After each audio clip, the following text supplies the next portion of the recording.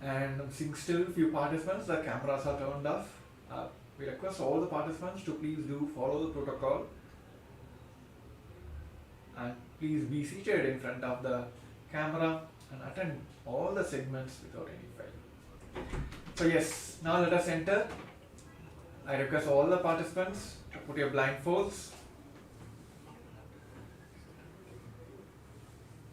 Make sure your blindfolds are proper, straight and tight.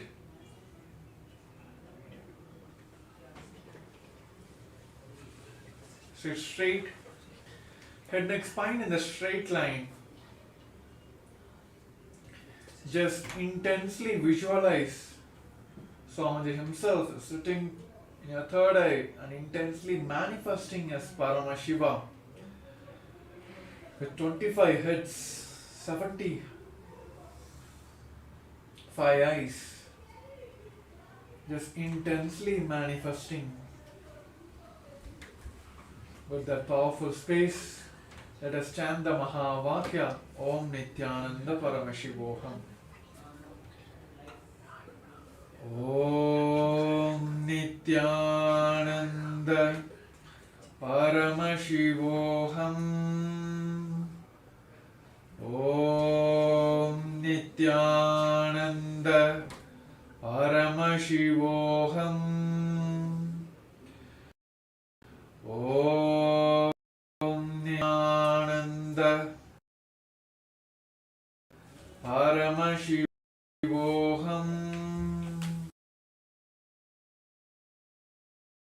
Chanting the Mahavakya intensely.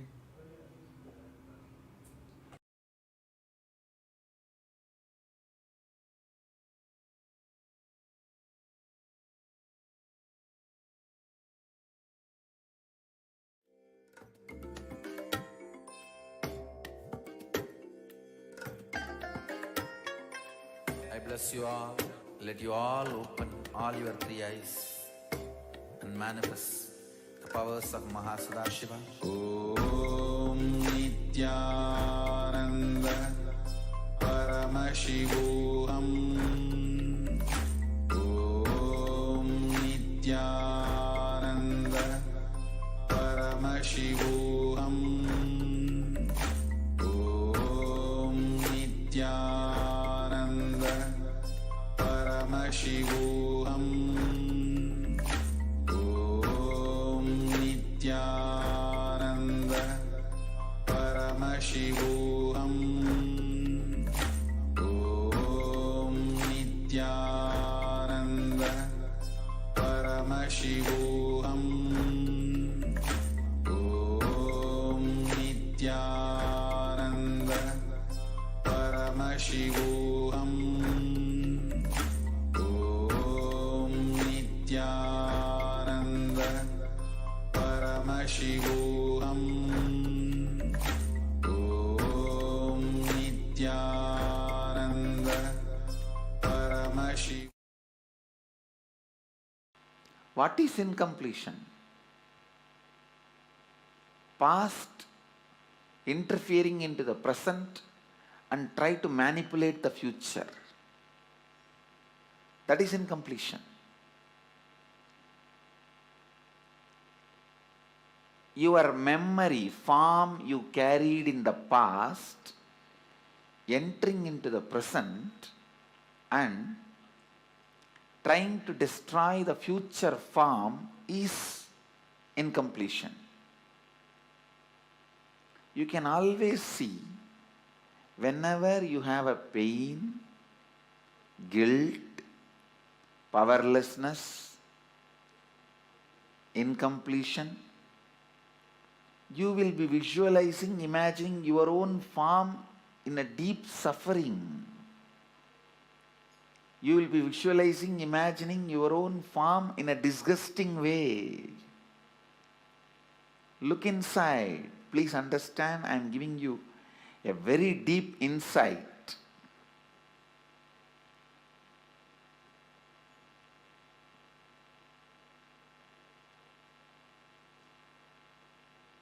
Whenever you are powerless,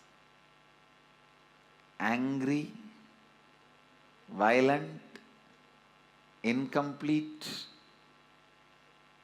look in, you will be remembering your own form from the past, which is actually you will be flashing your own photograph in your screen. Let me talk in the language of computer, you will understand. You will be running your own photographs in your screen, inner space screen, which is taken during the very sad, depressed moments.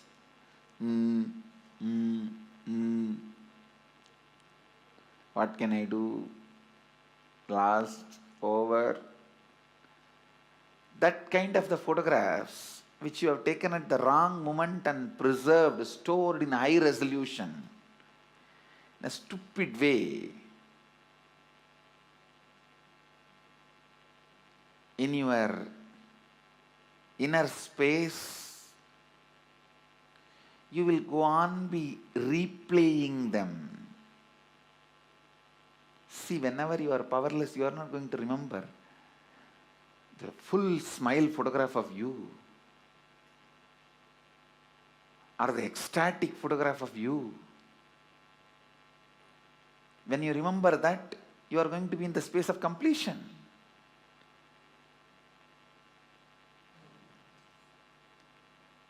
The deha, form you carry during incompletion, just by remembrance awakens the same incompletion.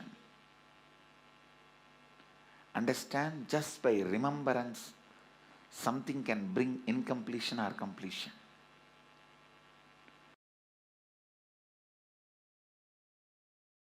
The moment one incompletion is triggered by somebody, then that's all. You don't see the world anymore.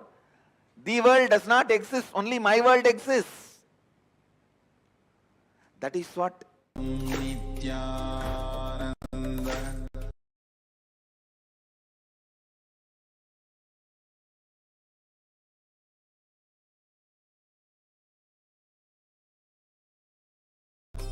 Paramashivoham.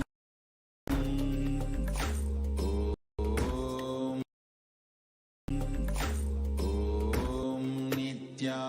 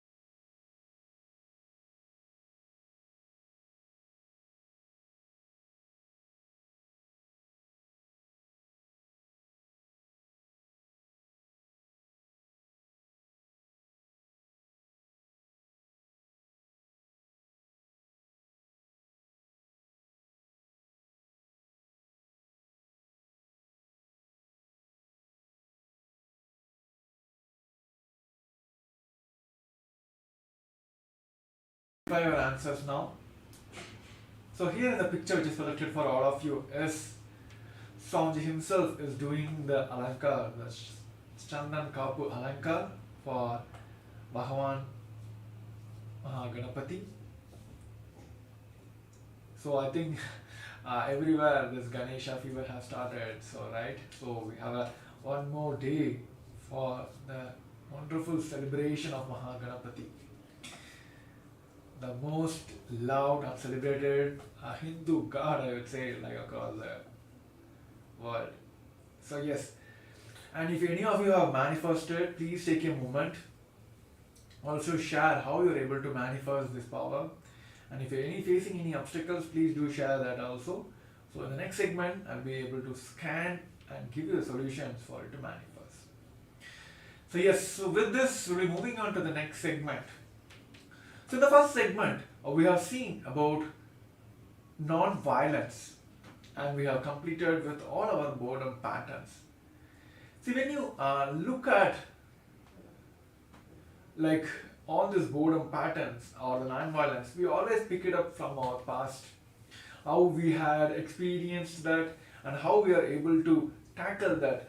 Even though the same completion exercise you might have done in the past and you still feel like incomplete about that, oh, still I'm not able to complete from all these patterns. Somewhere we are still dragging from our past. That is why Swamiji always tells that we never live in the present moment, because we always always worried about our past and incomplete about our past and worried about the future. And of course, the future decision you'll be making based on the past, and you'll be always living in the past. So that's how we never live on the present moments. So to begin with, let us deep dive into how we can complete from our past. So in this segment, we're gonna understand the science behind and the powerful cognitions for us to understand and complete with our past. So now we're gonna have a short video clip, followed by we're gonna have an internal exercise to complete with our past. So I request all the participants to get ready and sit straight. Just come to your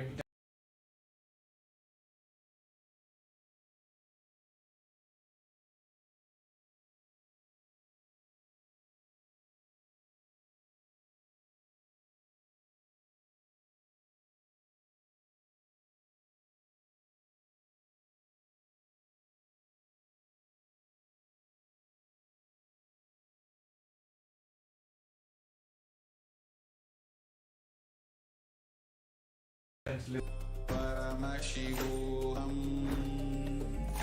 Om Nithyananda.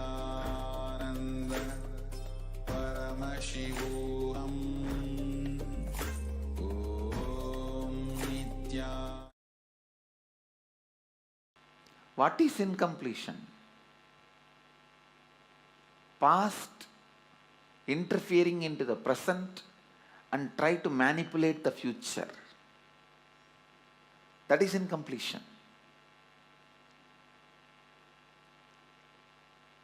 Your memory form you carried in the past entering into the present and trying to destroy the future form is incompletion. You can always see whenever you have a pain, guilt, powerlessness, incompletion, you will be visualizing, imagining your own form in a deep suffering. You will be visualizing, imagining your own form in a disgusting way. Look inside. Please understand, I am giving you a very deep insight.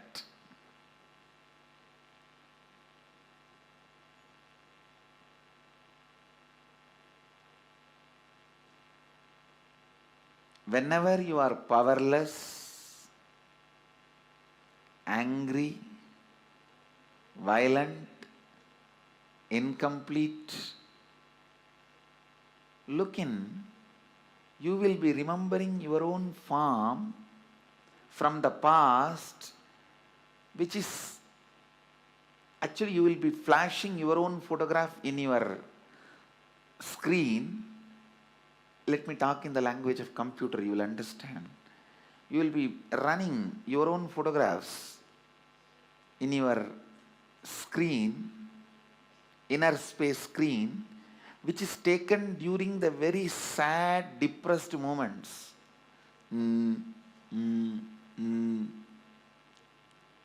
What can I do? Last, over. That kind of the photographs which you have taken at the wrong moment and preserved, stored in high resolution, in a stupid way, in your inner space,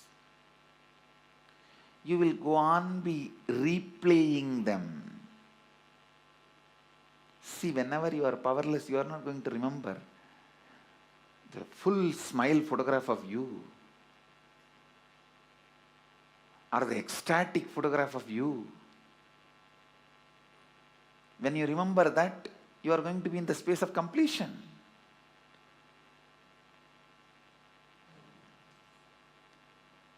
The deha, form you carry during incompletion, just by remembrance awakens the same incompletion. Understand? Just by remembrance, something can bring incompletion or completion.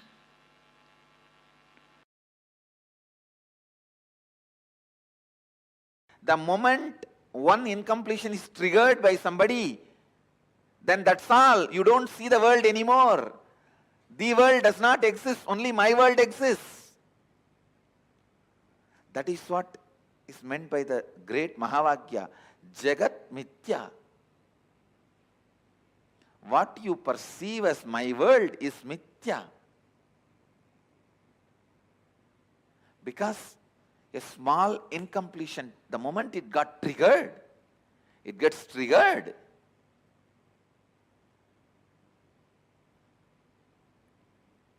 A small incompletion, the moment it gets triggered,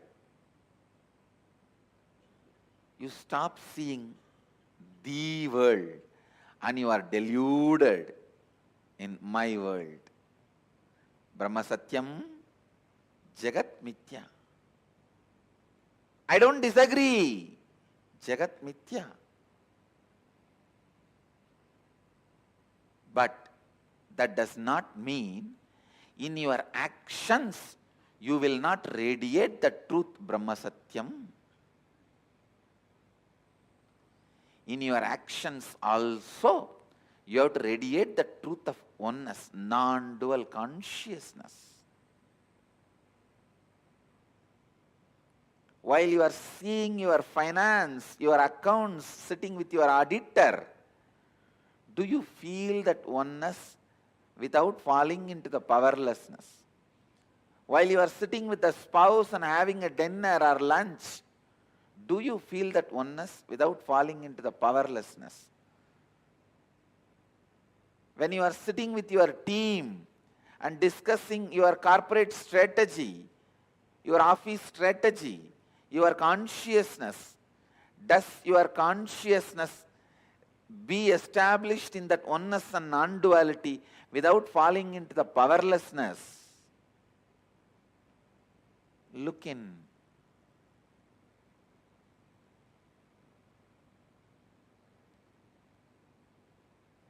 Just your back pain disappearing is not the result of Advaita. All the pain which you have hidden in your back should disappear. Not just back pain disappearing. All the pains which you have put it in back has to disappear. Suddha Advaita Sugabodha Jnanam. The pure Advaitas, joyful influence and the wisdom which comes out of joyful influence. Please understand, the joyful influence of Advaita is what I call completion. The joyful influence of Advaita is what I call perpetual completion.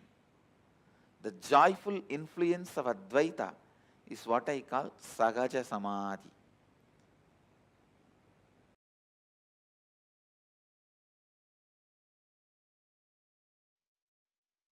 Paramashiva's own reflection, his own reflection in this universe is yourself. Yourself's original source in the parallel universe is Paramashiva. Listen.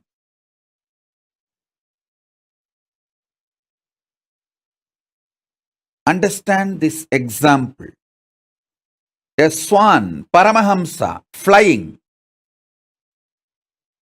on the sky, is just floating in the sky. His reflection falling on a swimming pool. The reflection is you. The swan is Paramashiva. The swimming pool is your body.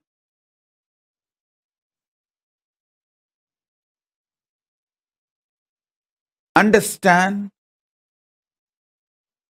the moment reflection looks back to the source, it realizes it was, it is, it will be forever Paramashiva. Sometimes the reflection feels it is being hurt by the waves in the swimming pool.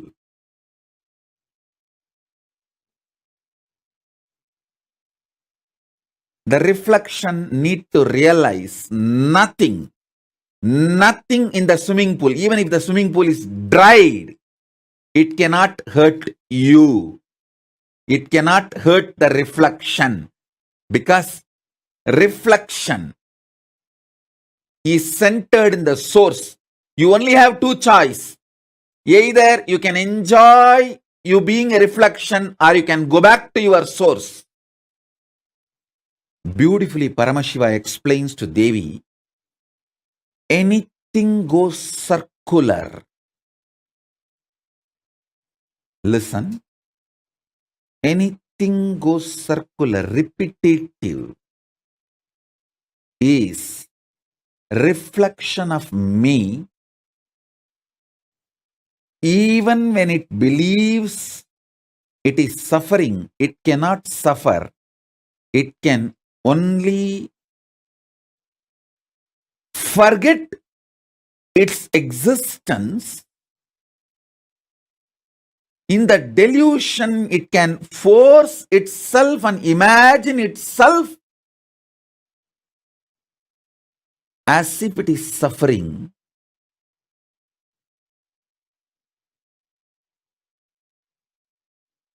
When that reflection looks back at the source, it realizes it is Paramashiva. It can never suffer. Listen. Listen to this deeply. You in the parallel universe is Paramashiva, the great swan floating in the space. The reflection of that great swan on the swimming pool in this universe is your individual self. That swimming pool is your body.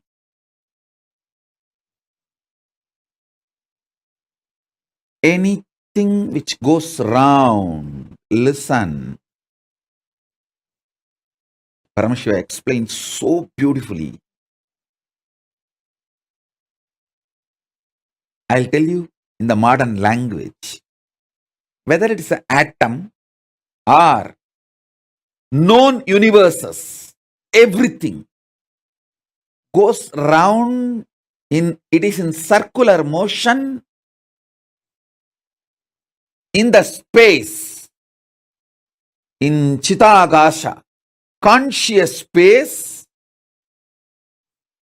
anything, whether an atom or the known universe, everything is rotating in the circular motion.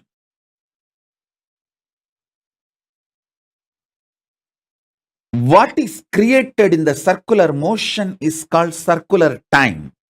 The time which circles, repeats itself.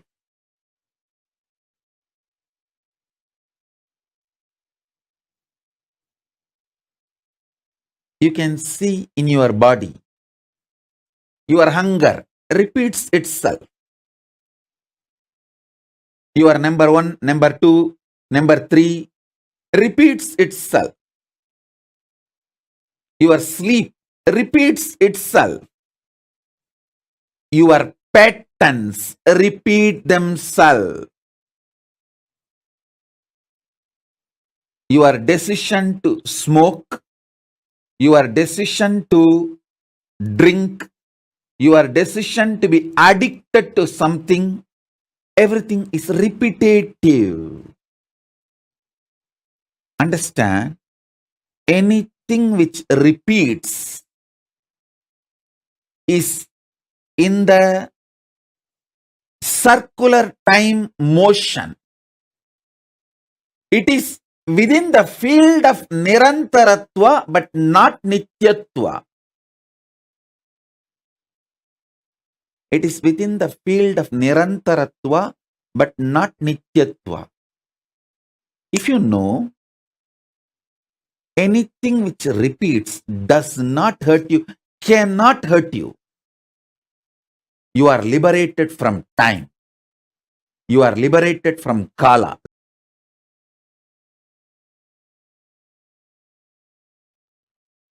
Among the 7 dimensions of the time,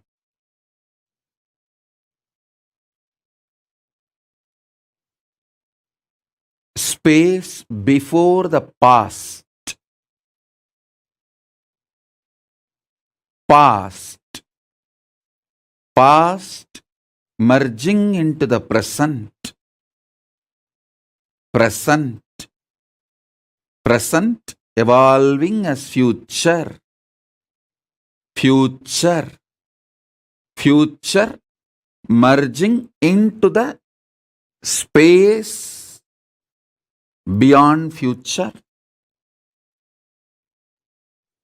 So totally in these 7, the space before the past and the space after the future is established in Nityatva, eternity. Past, present, see, listen.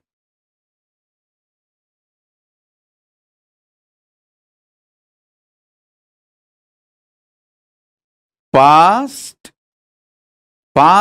becoming present, present evolving as future, future. This 5 is Nirantaratva. In this Nirantaratva 5, only the present moment touches Nityatva. So, if you want to enter into Nityatva, voluntarily, if you want to break this Kala Chakra consciously, the door is open only in the present. The cumulative effect of all the practices you did and the initiations you received enters into the present.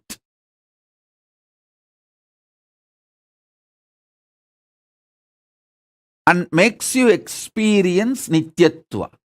listen.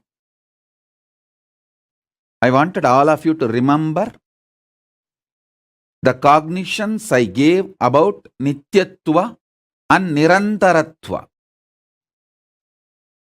Nityatva is 7, Nirantaratva is 5.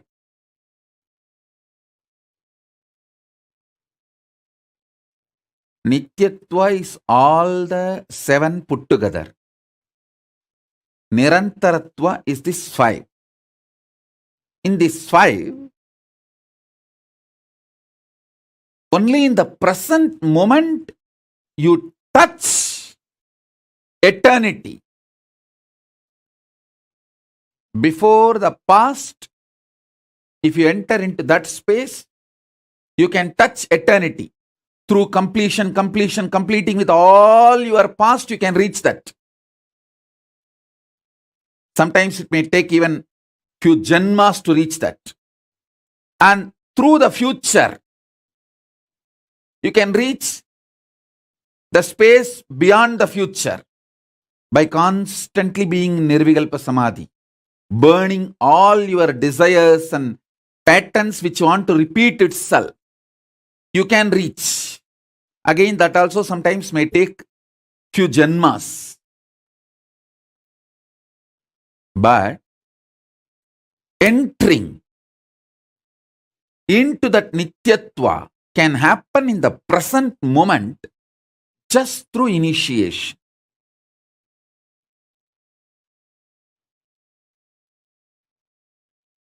Remember the definition and the revelation about Nityatva. Remember the truth about Nirantaratva. Remember the next statement I made. You can reach into Nityatva by going before the past. You may need to complete the past. By completion, you may enter into the space before the past. You can enter that way. That is also one path. There is another one path where you can enter into the Nityatva by exhausting all your future. By being in Nirvikalpa Samadhi, you burn all desires, all seeds, all bijas which can manifest your future, all karmas burnt. And then you enter the beyond future space, Nityatva. That is also possible. But both will take few births to achieve. At present, in this very moment, through initiation, I can put you into eternity, Nityatva. In this present, 3 things are going on inside you. The identity default you cherish. And the identity you consciously want to manifest. And the struggle between these two identities, your doubts, hatred, denial.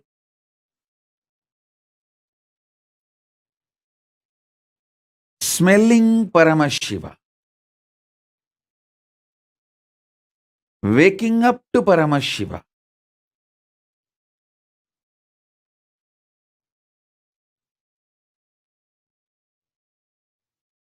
Waking up to this highest.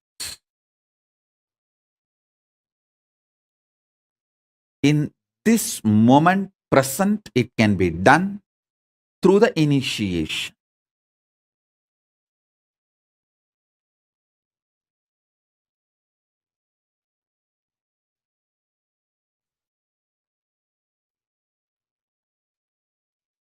So understand,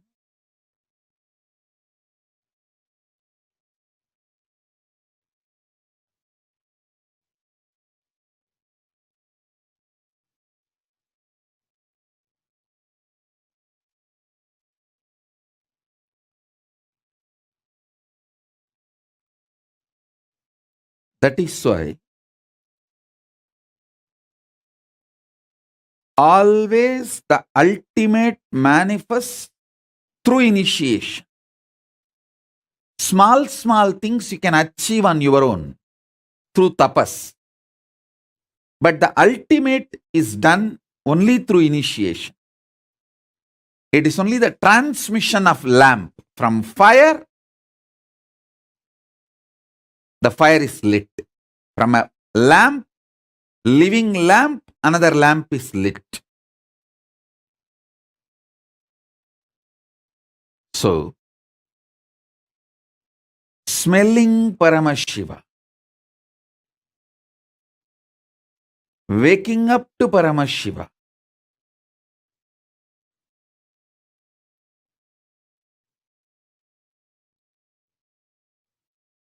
waking up to this highest,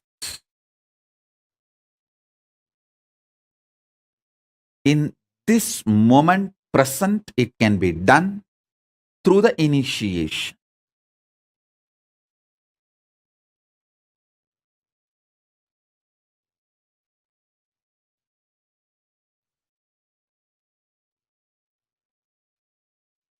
So understand,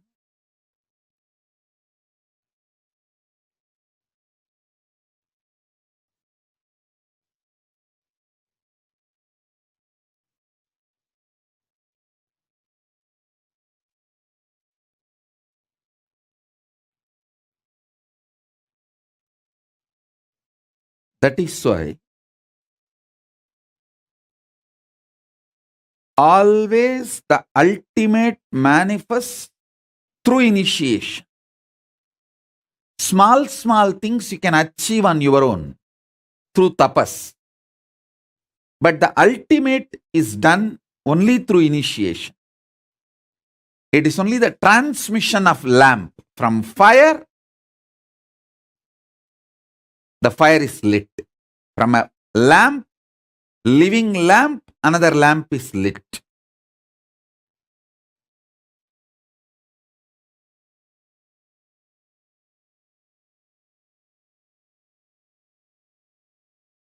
I'll explain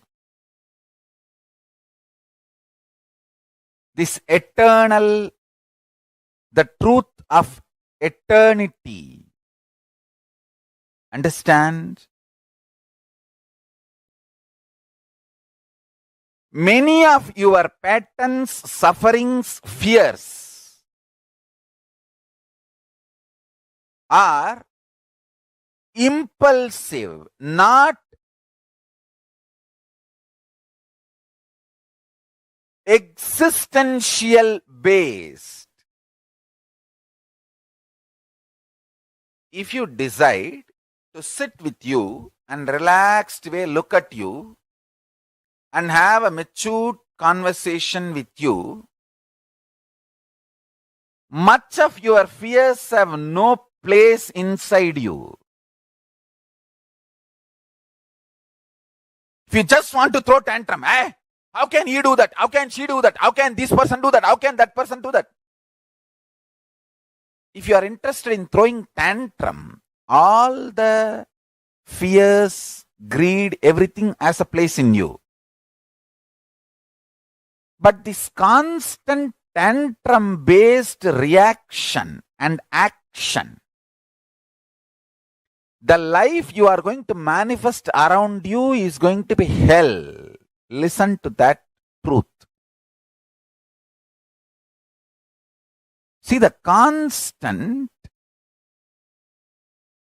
tantrum throwing, violent hatred, action, reaction, you are going to create hell around you.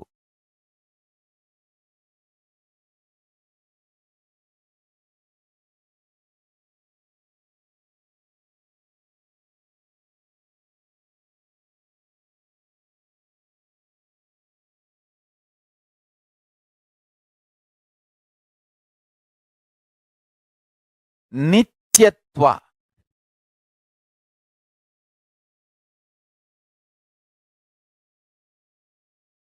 I can use and maybe I'll create a new word. Eternal, cosmic constant.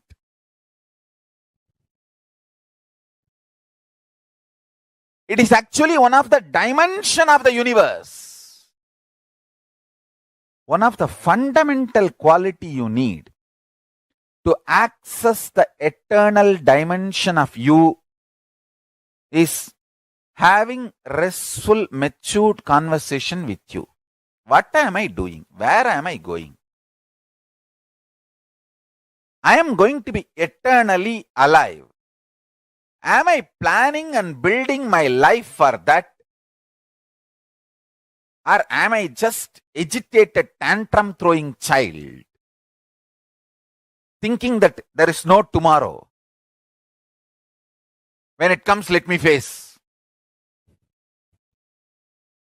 Understand, all suffering is nothing but having this attitude. When it comes, let me face, and when it comes, you will not be able to face. That is a suffering. Understand, this is too important statement I am making. All suffering in your life is because of that blind spot you have. When it comes, let me face, and when it actually comes, you won't be able to face.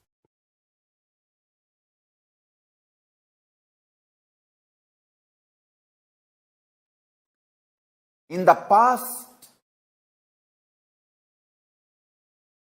you have a full freedom to form opinion about your past, and you have full freedom to create the possibility of your future. This clarity you will get only if you decide to do tyaga. Listen. I am freed. I declare boldly, I am freed, liberated from sufferings once for all. Suffering related to past, suffering related to future. Because I decided to do tyaga. Understand? You can always sacrifice the achievements, pleasantness, bliss, joy related to your past. You can always forget that you completed PhD. But you can never forget you got delayed for one of your examination because you spent time with your girlfriend, or you slept and you did not appear for that examination. That pain you will be carrying even now. Sacrificing the past related pains, understanding even factually, many of your pains are unjustified and incorrect. Understanding even factually, your pains are not supported, justified by the reality, real happening is completion. I am repeating. Even factually, as per the real happening, what has happened, if you look what has happened from all dimensions, even your pains are not justified. Your pains are not really right. Even your pains do not have justification to exist in you. If you see the past happenings multidimensionally, is completion with the past. I tell you, how much ever you say, no, I know I have some pains which are absolutely justified. No. You may be Guni, you may be Kaikeyi, you may be Surpanaga. You may be Danganaka duck, Dinganaka dick, I don't care. You are wrong.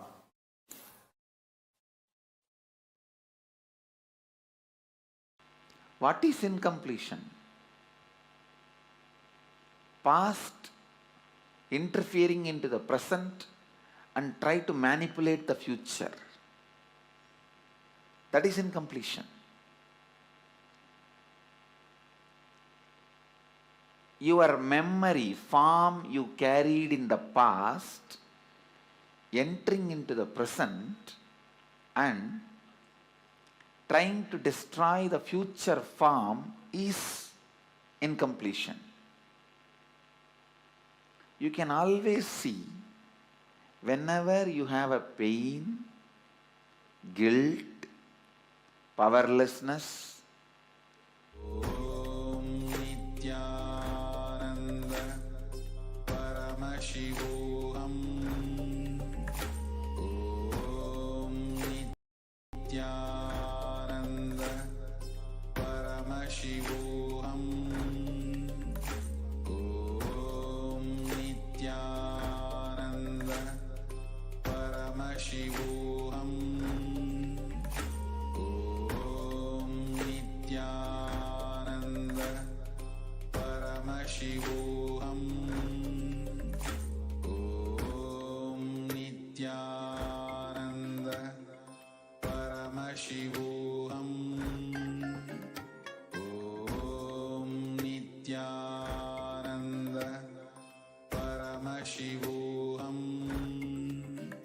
Om Nithyananda. So we have understood, you have heard from the Supreme Pontiff of Hinduism, our beloved Guru, Bhagavan Paramashivam, about what is the power of the completing from the past. What is the actual truth, the jnana behind the completion from the past. So now we'll be entering into the exercise exercise where you're going to understand and demonstrate and also do the completion technique to get rid of our past. So now we'll be entering into the exercise exercise. சாமி நான் life கொடுக்கணும் சாமி video போயிட்டுருக்கு. எந்த video? ஞான video. நீ லைவே போல ஞான வீடியோ போயிட்டு இருக்கு. நான் மாத்திட்டேன். நீங்க மாத்திட்டீங்களா? ஓகே. அங்கே எங்க சர்வர் இருக்கு?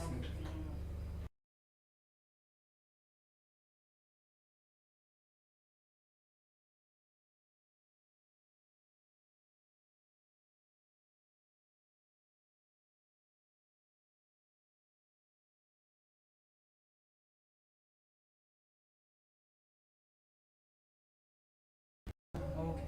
அங்கே எங்க சர்வர் இருக்கு?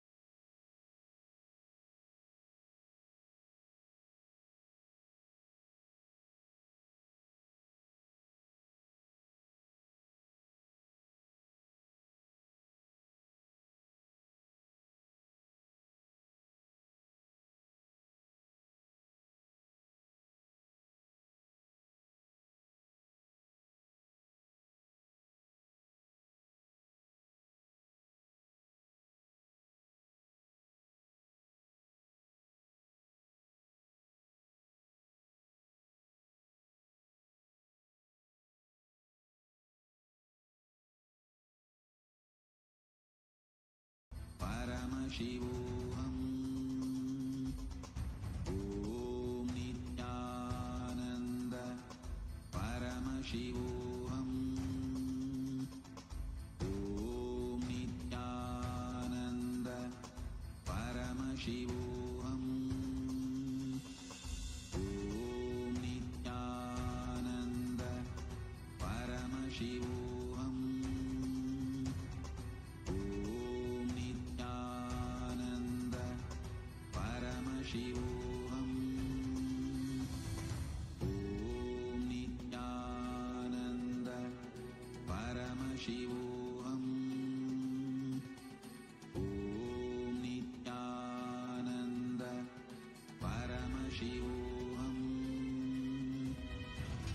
Om Nithyananda Paramashivoham. Om Nithyananda Paramashivoham. Om Nithyananda Paramashivoham. Om Nithyananda Paramashivoham. Om Nithyananda Paramashivoham. Apologies for the meter glitch. So now we'll be continuing the internalize exercise. So now we have heard from the Supreme Pontiff of Hinduism the science of completing with the past. So now let us understand the truth of the eternity, which the many of our patterns, the sufferings, fears are impulsive and non-existent based. See, just if we decide to sit with you and relaxed way, look at you and have the mature conversation with you, much of your fears have no place inside you.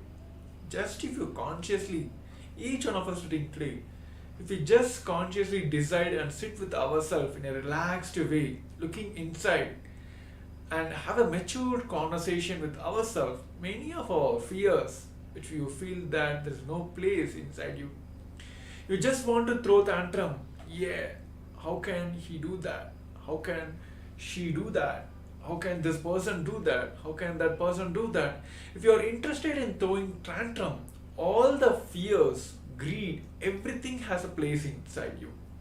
But this constant tantrum based reactions and actions, the life you are going to manifest around you is going to be the hell.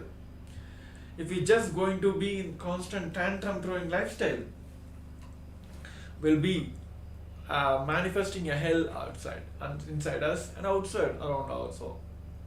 So today, this Diksha, the Bhagavan's Bhairava's Diksha, which we're going to receive today also, is the ultimate boon which we are going to manifest today, which has the power to delete the entire past and also quicken anything you want to manifest in the future.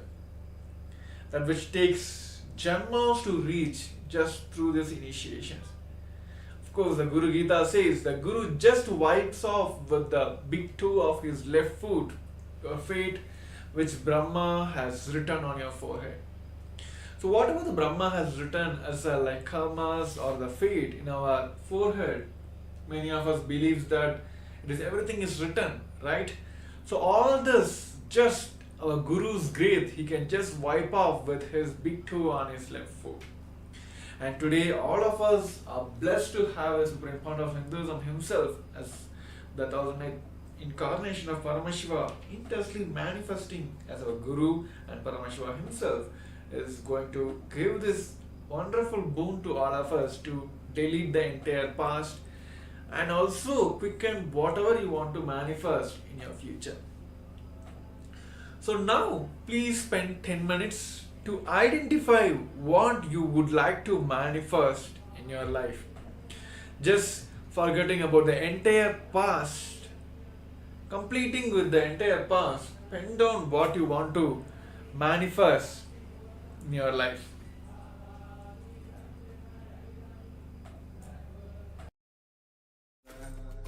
Paramashivoham. Om Nithyananda Paramashivoham. Om Nithyananda Paramashivoham.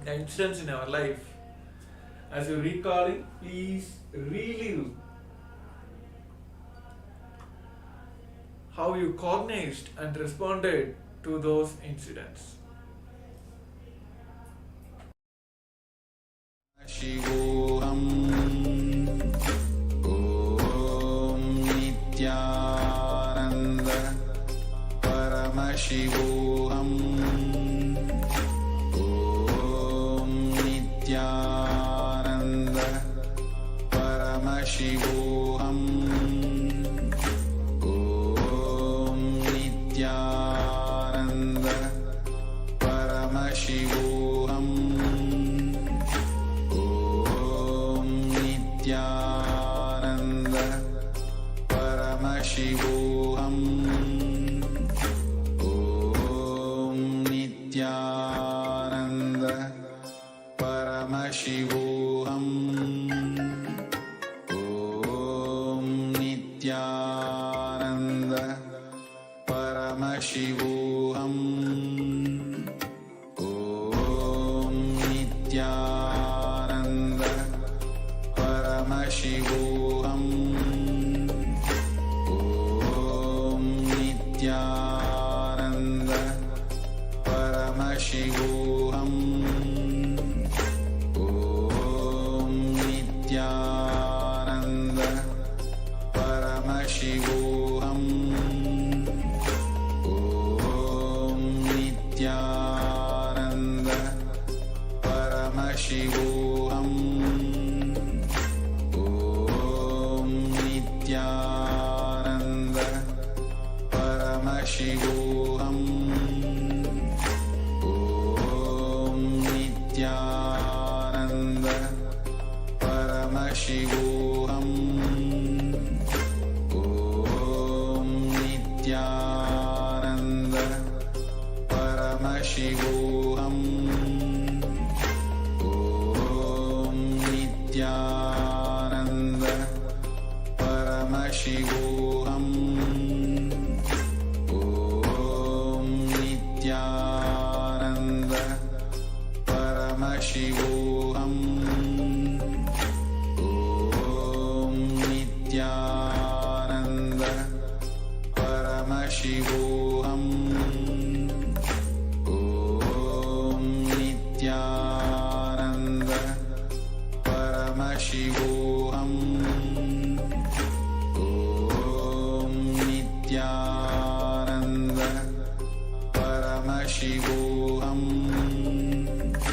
Om Nithyananda Paramashivoham Om Nithyananda Paramashivoham Om Nithyananda Paramashivoham Om Nithyananda Paramashivoham Om Nithyananda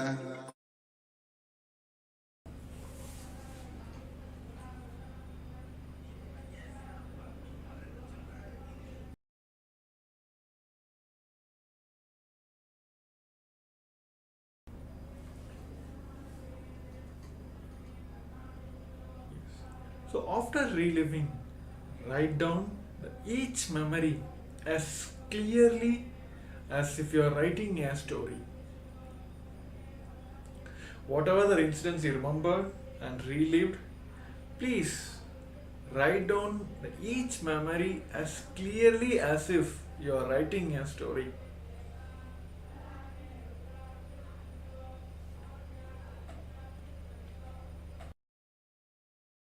Om Nithyananda Paramashivoham Om Nithyananda Paramashivoham Om Nithyananda Paramashivoham Om Nithyananda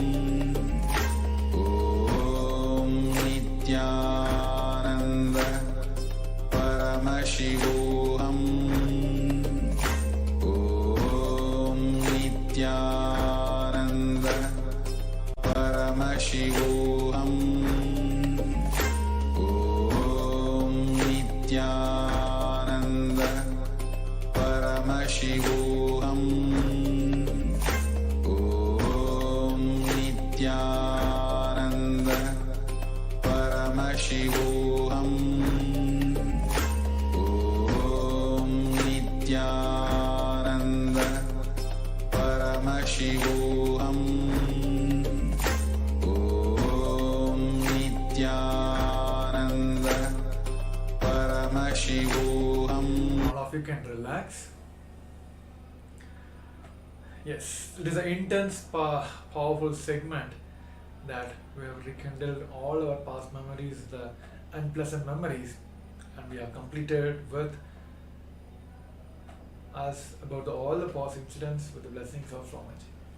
So with this powerful space, let us enter the our manifestations, and we're going to have a quick round of our manifestation, which helps us in two ways. One is settling these powerful cognitions inside us, bio-memory and bio-energy, and also helps us in manifesting the powers very easily, because we have completed with all the past memories, also past failures, the uncomfortable moments. So with this tremendous powerful energy space, let us enter into the power manifestation.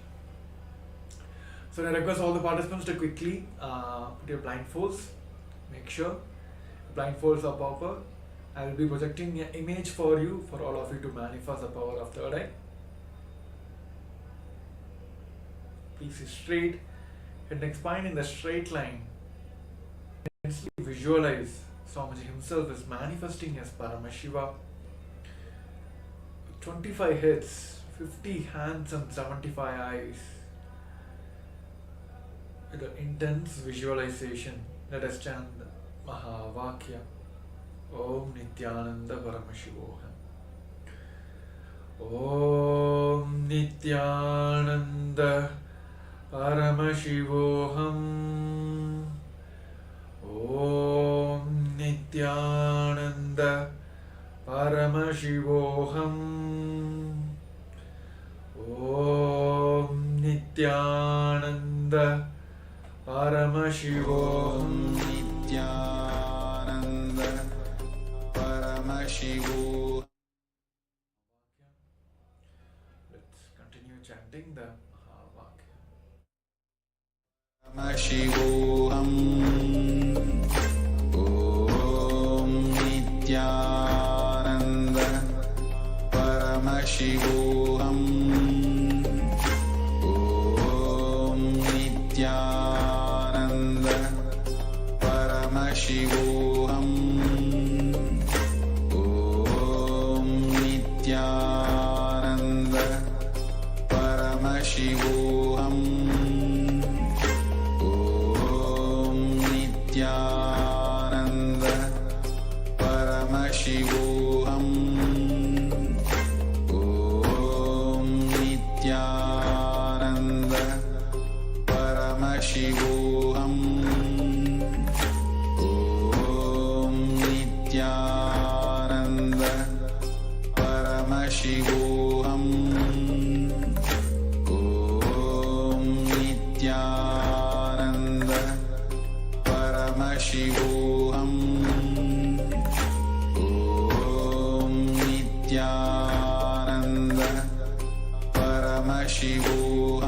Paramashivoham. Om Nithyananda Paramashivoham. Om Nithyananda Paramashivoham. Om Nithyananda Paramashivoham. Om Nithyananda Paramashivoham. Om Nithyananda Paramashivoham. Om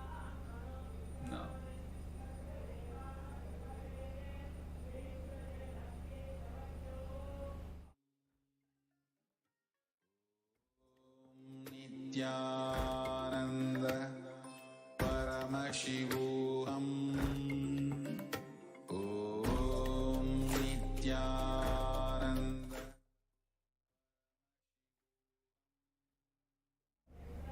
Yes. Now let us verify our answers now.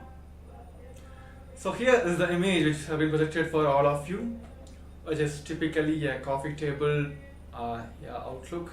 The picture taken on the top, which has a plate, a white cup which has a coffee, black coffee, with a few biscuits. And also there are a few tablets and computer, which is the complete white and black setup. So if you are able to manifest, if you have manifested these powers and Paramashiva showed you, please do share in the Zoom chats how you are able to manifest, and also share with your friends and families, invite them to be part of it. Many of you may know, heard that or remember that a person, or you might have remembered the scene today morning, or you missed having coffee, or the feeling with which you experienced now during this power manifestations might be the same as how you have your morning coffee. Somewhere Paramashiva will start revealing these answers to you when you start manifesting the power of third eye. So the main key is just complete surrender at his feet and enjoying all the Leela he is playing with us. So that is the one key point for all of us to manifest the powers of Paramashiva. By doing all this, you will just simply understand you are one with him. So yes, that's wonderful. So we come to the end of this segment. So now we'll be moving on to the next segment. Yes. So in the previous segments, we have understood about the completion with the past, how we are still holding on to our past, and what are the powerful cognition, the way, the powerful step for all of us to get rid of our past. So now, all of us, we have also written what are the things we want to manifest in our life. So now let us pave the way for rewriting our future. What are the powerful cognitions? What are the ways? What has to be done inside us to manifest the future what we want? So in this segment, we're going to first understand and hear from the Supreme Pontiff of Hinduism of the science of rewriting our future. And we also will be followed by, we're going to have a session. We're going to pen down the action points, the steps to manifest our future. So I request all the participants to come to the space of listening. We're going to have a short video clip where Supreme Pontiff of Hinduism himself is sharing the science behind the rewriting your future. Yes.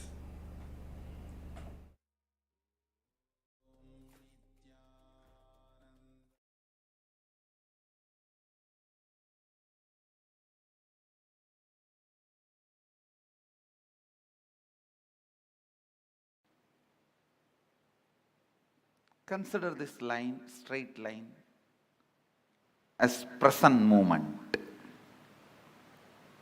Now, every thought happens between past and future. Please listen. Actually, from morning I am giving you different truths about time. Now all those zigzag puzzles will fall in place if you just grasp this one. All thoughts, it can be as simple as feeling like having a cup of tea, or as complicated as politically strategizing for some victory. It can be as simple as wanting to have a cup of coffee, or as complicated as political strategizing for some victory. Any thought, thought means movement between past and future. Thought means nothing but you move to the past and future. This is past. Let's consider this as past, and this as future.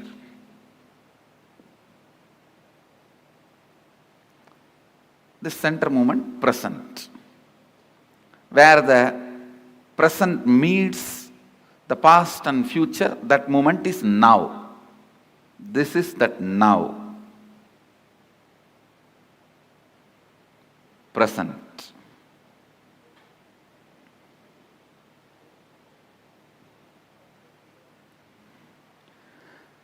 Understand, if these lines symbolically represent time, means this board is the space. Symbolically, this board represents space.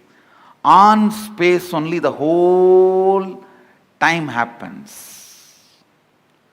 Space is the most subtlest matter on which the play of time happens.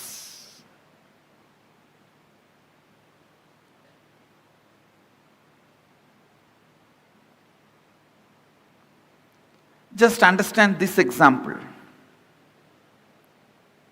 Your movement between past and future is thought. Like you jump from here to there to here to there to here to there to here. That is what I call your perception about you, life, your existence. Your existence is nothing but the movements. Because till you know your real reality, as of now, whatever you know about you is nothing but your thinking. Am I right?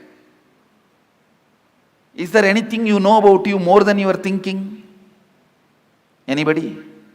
If you know something more about you, more than your thinking, this seat is for you. See, whatever you know about you is all based on your thinking. So, I can very comfortably assume your thinking is your reality as on now. Am I right?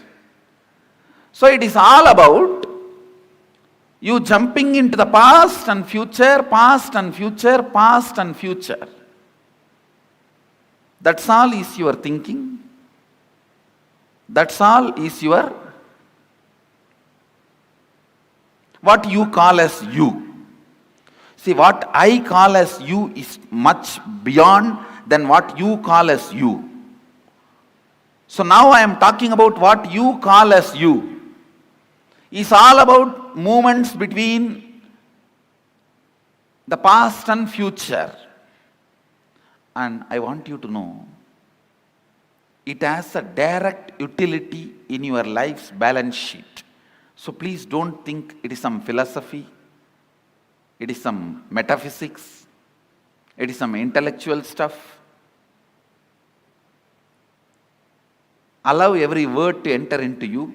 It can increase your everyday balance sheet. Double. It can increase your everyday balance sheet. So allow this understanding to set into your system.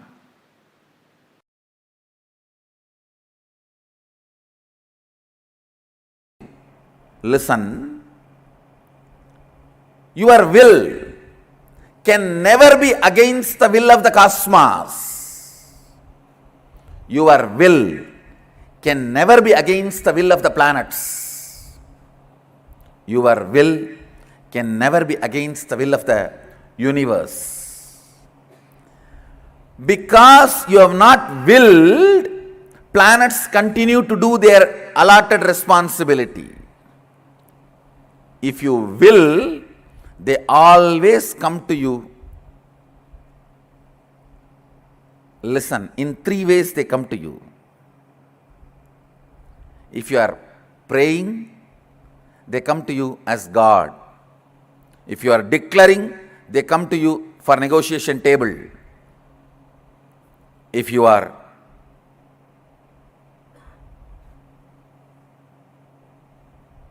responding from the depth of oneness, Sadashivoham, they just do what you say.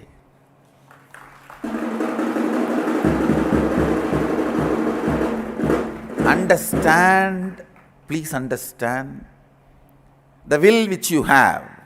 See, all of you have will. That is why you are, even if you want, you can move your hand, you can close your eyes, you can turn your head. Whatever will you have to run your body and your mind, this will and the cosmic will which runs the sun, moon, planets, these two only quantitatively differ. Smaller, higher, that's all. They do not have quality difference. Good, bad, no.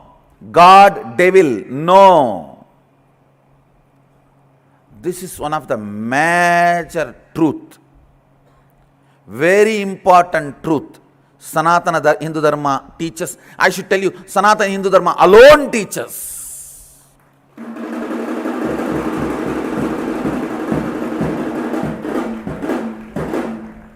Whole Upanishad introduces you. Shrunvandu Vishwe Amritasya Putraha. You are junior Putra, son of immortality. So there is only quantitative difference. You are small and that is high. Amritasya, the state of Amritatva is bigger and you are smaller. You are Putra of that. But nowhere it says there is qualitative difference. Understand? The ideas you cognize are very important for the realization and manifesting your reality. Understand? The physiology of the reality.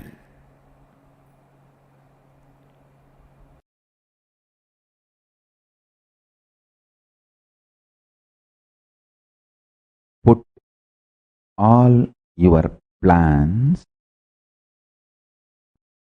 into Paramashiva's plane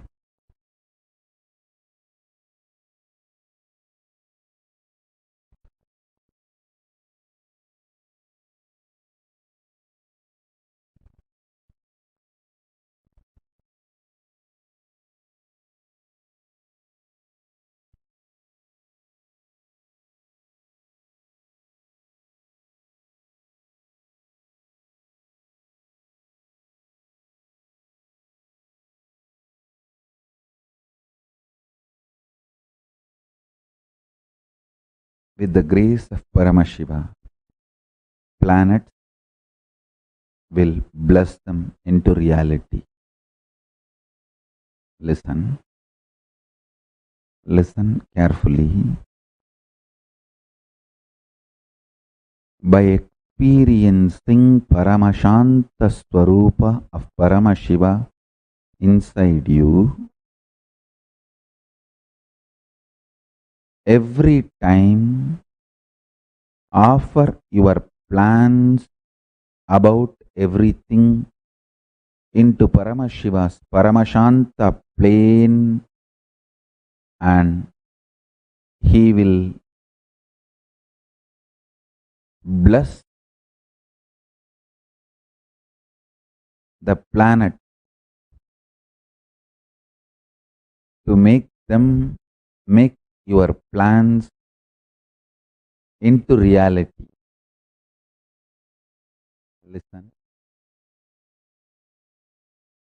I'm just mapping the whole science into words, into formulas for all of you to experience, listen intensely.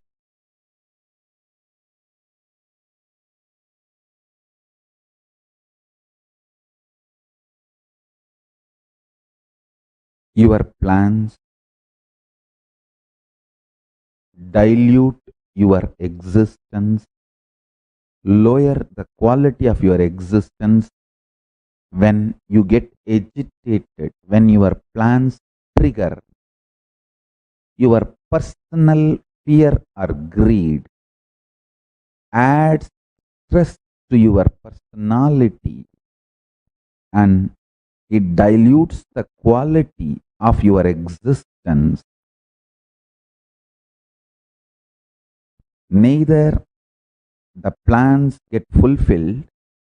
Even if they get fulfilled, by the time you are tired, frustrated, bored about your own plans and you don't enjoy them or their result. Listen carefully. In my life, the greatest gift I received from my Guru, Arunagiri Yogishwara, is before even I started developing personality, he made me realize I am the manifestation of a principle. Every plan I have is the plan of that principle. So, every plan, the cosmic principle becomes stronger in me, that made the plans blessed by the planets, and planets made my plans into reality. Understand? Whenever you realize your plans are aligned with the cosmic plane, with the cosmic principles, Paramashiva passes your plans. He signs approved.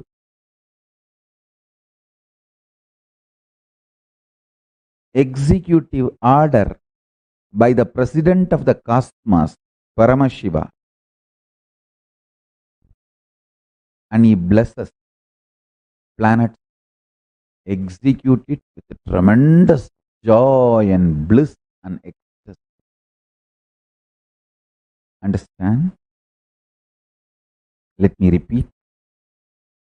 The greatest blessing I received from my Gurus, Guru Parampara, is before even I started developing my personality or the individual identity, they made me experience I am the manifestation of the great principle. The cosmic principle. Because I realized that, I saw my every plan is the plan of the cosmic principle. It is from Paramashiva's plane.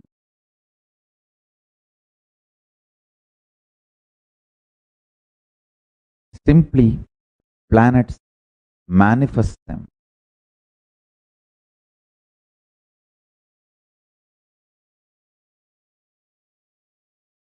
In your life, if you start understanding your every plan is aligned to the cosmic plane,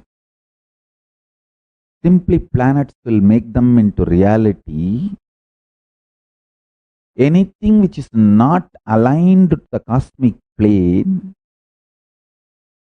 you will automatically drop them without any delusion or pain or confusion. I want you to know, dropping your plans is not something difficult or new for you. You always think, oh, dropping my plans is like literally taking me away from me. No. You have done billions of stupid plans in your life, and you should feel blessed that they all have not become reality. So dropping your plans is not something new. Most of the time you not only drop, you even forget your plans. In a way, that is a blessing. Paramashanta Swarupa. Adding more and more peace in you will make you realize your every plan is connected to cosmic plane and listen. Listen carefully. When you feel your plans are cosmic plane and planets are making that into reality, you will gain the confidence to surrender your whole individuality and personality to Paramashiva and realize you are the manifestation of the cosmic principle Paramashiva, not any separate personality or individuality. That is the ultimate vacation. That is what I call reaching Kailasa once for all. I just know I don't have separate personality, identity or individuality.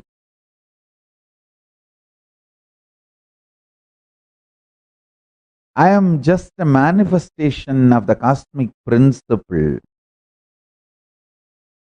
Paramashiva.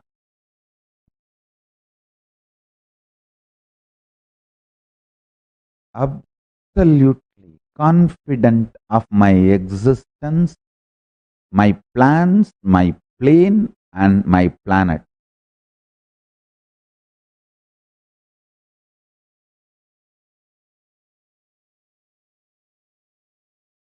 This is what I call reaching Kailasa once for all. Relaxing in Kailasa.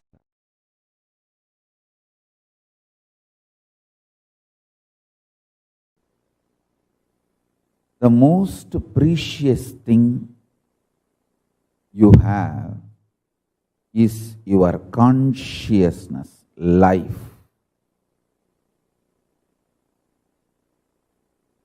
It can be molded, manifested as you want just by your Ichcha Shakti. You need Kriya Shakti only to enjoy it, not to manifest it. Listen. What you want can be manifested just by your sheer Ichcha Shakti. Your Kriya Shakti, action power is required only to celebrate it, enjoy it. Let me explain more clearly, more straight. Listen.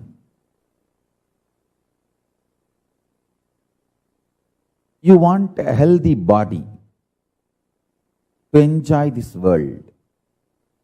That can be achieved just by sheer Ichcha Shakti. One of the biggest problem all human beings feel that they need to do a lot of actions, they need a lot of Kriya Shakti to achieve anything they want, health or wealth or enlightenment or powers. That is delusion. Please understand, you need sheer Ichcha Shakti, means will, desire, that's it. The desire itself is capable of manifesting Kriya, the action power. Listen to these three words. Ichcha Shakti, your desire power. Power to desire, will.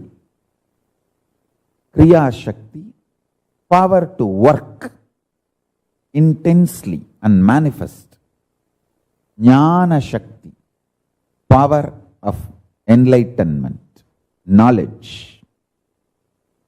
See, one of the biggest problem all of you have is your delusion that too much of work is needed to achieve anything. Whether you want health, oh, I have to get up and do yoga, stretch my body, only then I can have health. If I want wealth, I have to get up and go to office and work like a dog, day and night. Only then I will have wealth. First of all, you don't understand, no dog works. Anyhow, listen. It is actually delusion. Please listen. Your sheer power to desire, Icha Shakti, gives 99% success. 99% means 99.999% success is your sheer desire power, Icha Shakti. Your Kriya, the action power needed is too small, too small. Listen intensely. At least all my disciples listen. When you are terrorized, you will see only frightening negativity all around you. You will lose trust on everything, on Guru, on life, even on yourself. When you fall in love, even your stupid, cheating girlfriend, cheating boyfriend will look like a god.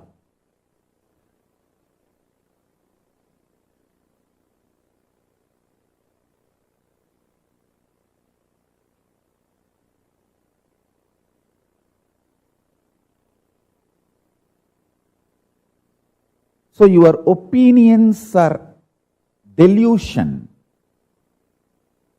Don't build your consciousness, your life based on your opinions. Build it based on the true wisdom, true knowledge, right understanding about life. I tell you,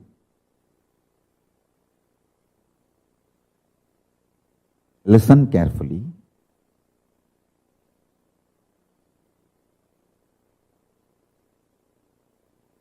I'll give you this one example. I'll take the example of your health. That's the most important thing. So I'll touch that example. You apply this principle in every aspect of your life. I'll give you the example of health. Listen. You always think if you need health, you need to do yoga, gym, diet. Too many things are involved in your health. And the moment you think about all the actions you need to do, you get tired and you give up on your health, your idea about your health. I tell you, only thing you need for your health is your willpower, desire to be healthy. Just go on building that. Imagine you already have a healthy body. How it feels to be a healthy.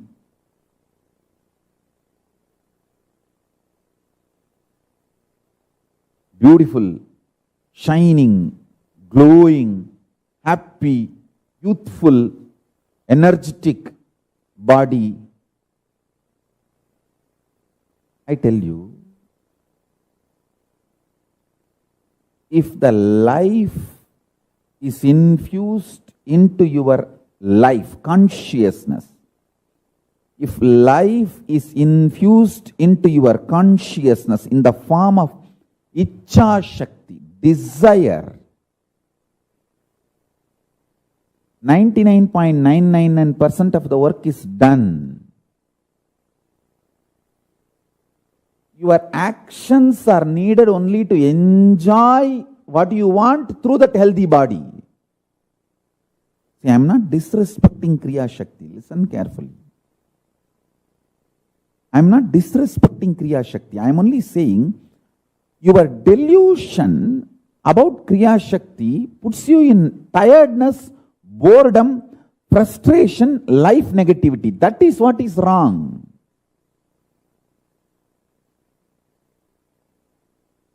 Many of my own disciples, I can list, I can name,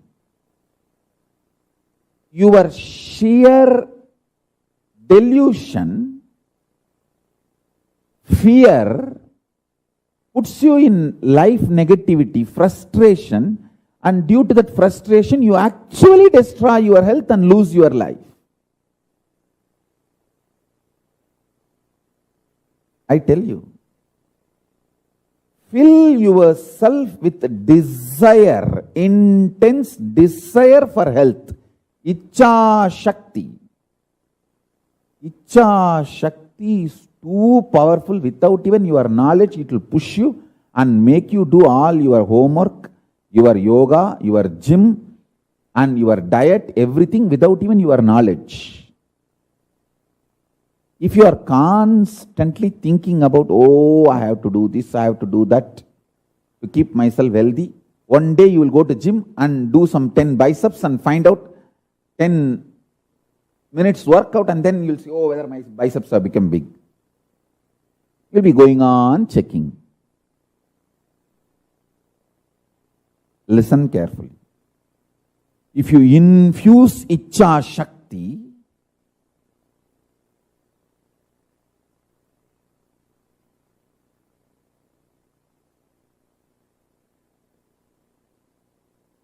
desire to be healthy, you will see your whole life aligns, cosmos aligns itself beautifully.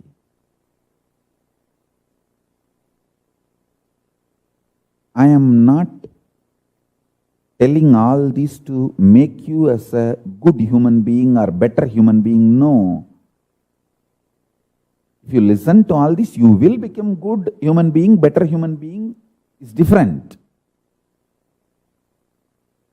My interest is not just making you as a good human being or better human being. My interest is to make you conscious human being, enlightened human being, enlightened being. I am telling you, your Icha Shakti, desire power, is intensely capable, powerful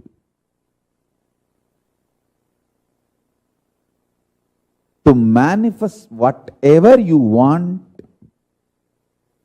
Your Kriya Shakti is needed only to enjoy what you want.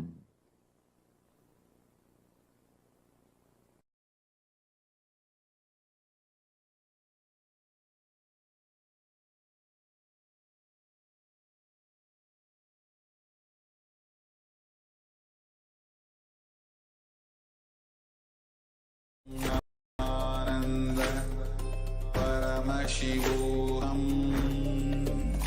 Om Nithyananda. Paramashivoham. Yes. So all of us have heard this wonderful science, a truth from the Supreme Pontiff of Hinduism, how we can rewrite our future. Supreme Pontiff of Hinduism always says that, and it has also been very described in the Sanatana Hindu Dharma, that all the human beings have our own engraved powers. Whatever we want to manifest in our life, we have all the capacity, energy to manifest in our life. And of course, God, Paramashivoham himself, doesn't send the human beings as the beggars to the planet Earth. He's not a sadist. So he has manifested, he is sent as a manifestation of himself. So there are three ways. If you have the will, planet will always respond to you. The cosmos will always respond to you. There are three ways.